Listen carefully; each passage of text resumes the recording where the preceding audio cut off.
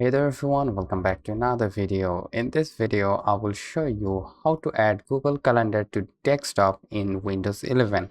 So let's get started. So for that reason, you need to open up a browser and go to the Google Calendar website. After login to your Google Calendar website, then what you can simply do, go to the three dots on the top upper side, tap on that, and from here you will see the save and share option. Then select this, and then from here you will see create shortcut.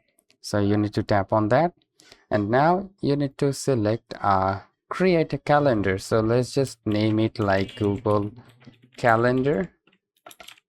All right, then tap on the create option, and if we go back into our desktop, then as you can see we have created a Google Calendar. So that's how you can simply create a Google Calendar on desktop in Windows 11. So thank you so much guys for watching this video. Have a great day.